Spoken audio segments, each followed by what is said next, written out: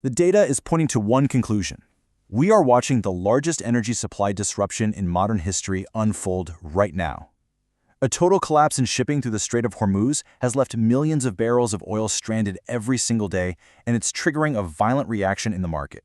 Now, while the big institutions were forecasting sturdy global growth for 2026, the reality is a stagflation shock that's accelerating by the day. And as the S&P 500 starts to crack under the pressure, institutional capital is making a huge silent rotation. So today, we're going to reveal the specific hard asset class that's projected to surge as fiat systems begin to paralyze. Okay, let's get into it. So, the epicenter of this whole crisis, it's the Strait of Hormuz, which is, the world's most critical choke point for energy. After a massive escalation in the Middle East, shipping traffic, which usually handles about 20% of all global oil and gas, has just collapsed by an incredible 94%. And let me be clear, this isn't just a slowdown, it's a near total shutdown. And the physical impact of this? Well, it's something we've never seen before. The International Energy Agency is reporting that roughly 20 million barrels of oil and other products are now stuck every single day inside the Persian Gulf. Think about that. Local storage is completely full, which is forcing massive production shut-ins. We're literally looking at the biggest supply disruption in the history of the oil market. Now, this is where it gets really interesting. Just look at how fast reality veered away from the forecasts. You can see it right here.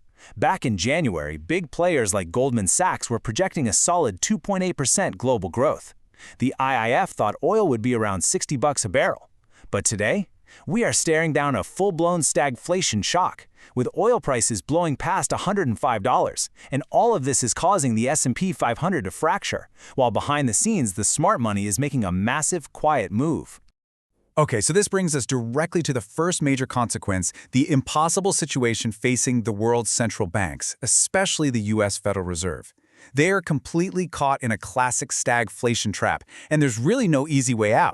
So on one hand, you've got the U.S. labor market, and it's showing some really critical signs of distress. After a shocking loss of 92,000 jobs in February, the best guess for March is this tiny rebound of just 60,000 jobs. An unemployment rate stuck at 4.4% while job growth slows. That's a huge signal that the economy needs support, probably through rate cuts. But here's the problem. The Fed's hands are completely tied. And this slide just lays out the paralysis perfectly. The energy shock is pushing inflation through the roof. At the same time, the weak job market is screaming for help. But the harsh reality is this. The Fed simply cannot cut rates when inflation is spiking like this.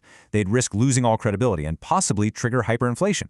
But if they hold rates steady to fight that inflation, they could cause a total collapse in debt-heavy sectors like commercial real estate and even big parts of tech. They're stuck. We are now entering the demand destruction phase. So let's pivot and see how this all connects to the second major consequence of this crisis. Because while the Fed is paralyzed, the stock market, which everybody thought was bulletproof, is starting to show its own deep, systemic weaknesses. The market's biggest vulnerability right now is its extreme concentration. While retail investors keep pouring money into the tech sector, the data shows it now makes up a staggering 56% of the S&P 500's entire capital spending growth. 56%. That kind of concentration means the health of the whole index now depends dangerously on just a handful of AI companies. And when you dig a little deeper, which is exactly what the institutions are doing, you find this system that's basically built on a foundation of circular financing. It's kind of like a house of cards. Microsoft is a huge investor in OpenAI, but they're also a massive customer for NVIDIA, making up almost 20% of their revenue. Meanwhile, NVIDIA invests in companies like CoreWeave, which Microsoft then uses. See the circle? This whole ecosystem is built on the assumption that we're about to have these huge exponential breakthroughs in AI. If those breakthroughs get delayed, the hundreds of billions invested could face a really brutal correction. And hey, don't just take our word for it. The IMF warned about this exact risk back in January. They basically said that if people suddenly change their minds about how productive AI is going to be, it could trigger a sharp market correction that would spread from tech to the entire economy. In a world where the Fed can't step in with rate cuts to save the day, that becomes a huge systemic threat. Just a quick note here.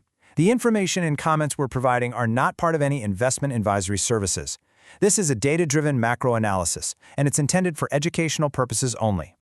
Okay, so we've laid out the stagflation trap and the fragility of the AI bubble. So the logical question is, where is the smart money going?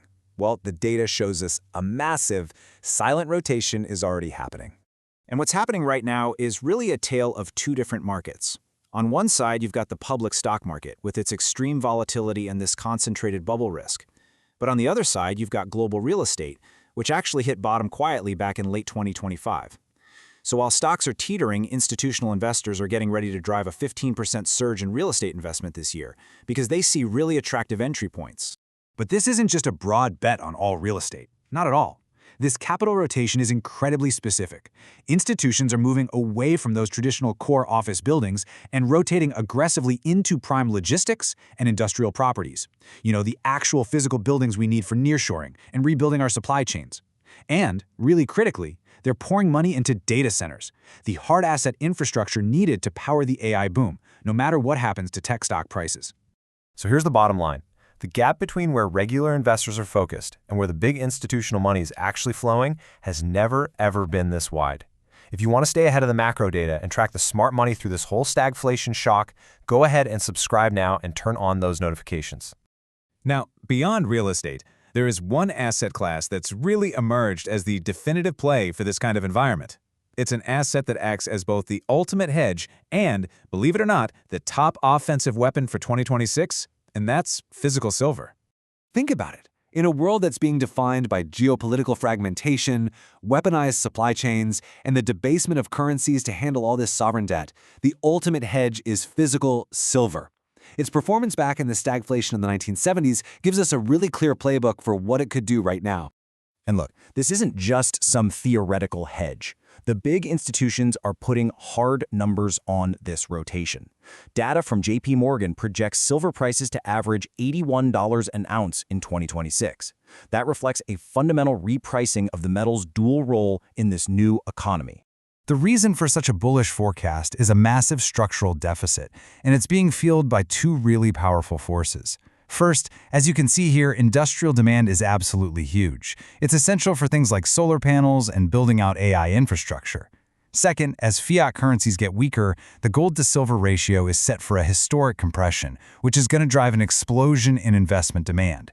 Silver is no longer just a defensive asset, it is the #1 offensive play of 2026. So, let's bring all this together.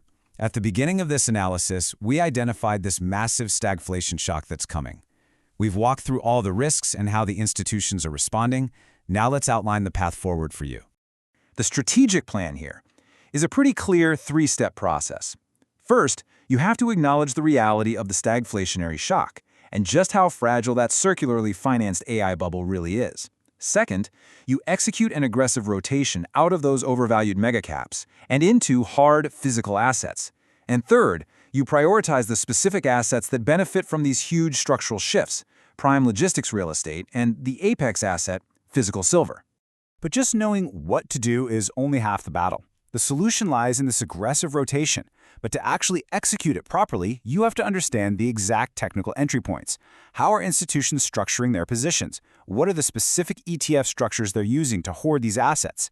Click the video on your screen right now for our deep dive analysis on the gold-to-silver ratio compression and the exact institutional plays.